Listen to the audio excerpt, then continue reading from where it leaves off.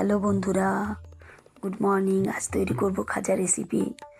তার জন্য প্রথমেই নিয়ে নিচ্ছি 1.5 কাপ ময়দা, সামান্য পরিমাণ খাবার সোডা, সামান্য পরিমাণ নুন, 3 চামচ সাদা তেল।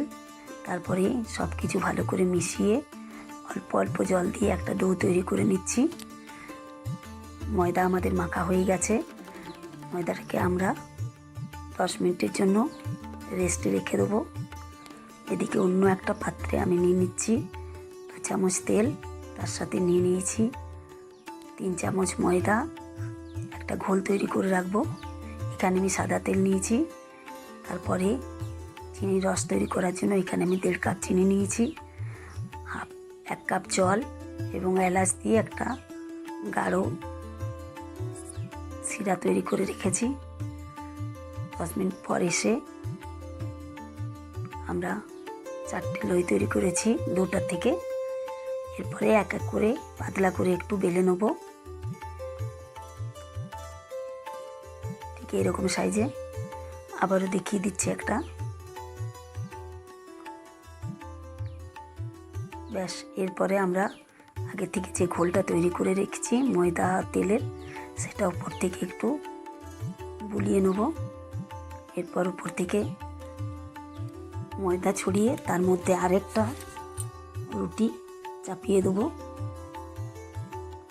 এরপর এর মধ্যে আবারও ঘোলটা বুলিয়ে একটু ময়দা ছড়িয়ে আরেকটা চাপিয়ে দিচ্ছি। এইভাবে আমি 4টে রুটি পরপর দিয়ে চাপিয়ে নিচ্ছি। উপরেরটাতে একটু তেল এবং ময়দা ছড়িয়ে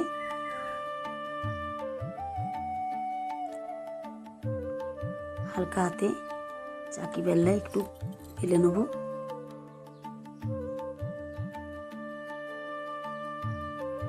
একটু সমান করে নেব।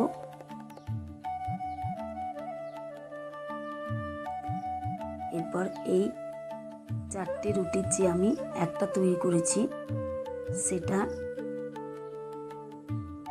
লম্বা লম্বা করে কেটে নেব।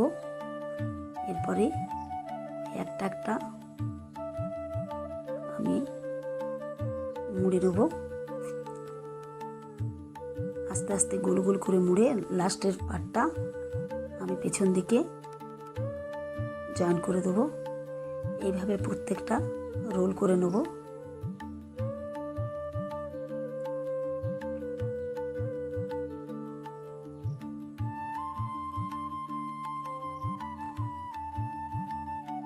দেখুন, প্রত্যেকটা রোল করে নিয়েছি।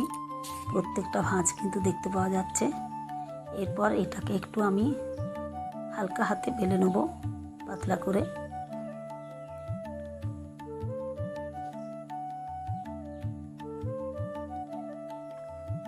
হালকা করে বেলার জন্য ভাঁজগুলো আমরা প্রত্যেকটাই দেখতে পাচ্ছি। এরপর কড়াইতে তেল গরম করে এক একটা করে লুচি আমরা ভেজে নেব। দেখুন, দেখেই বুঝতে পারা যাচ্ছে ভাঁজগুলো। এরপর প্রত্যেক কটা আমি ভেজে নেব। এখানে আঁচটা একটু হালকা করে দিতে হবে, নাহলে কিন্তু পড়ে যাবে। এরপরে যে রসটা তৈরি করেছিলাম সেটা উপর থেকে ছড়িয়ে দিচ্ছি। যদি ভালো লেগে থাকে লাইক কমেন্ট শেয়ার করবেন, আর অতি অবশ্যই সাবস্ক্রাইব করবেন। ভালো থাকবেন, সুস্থ থাকবেন। ধন্যবাদ।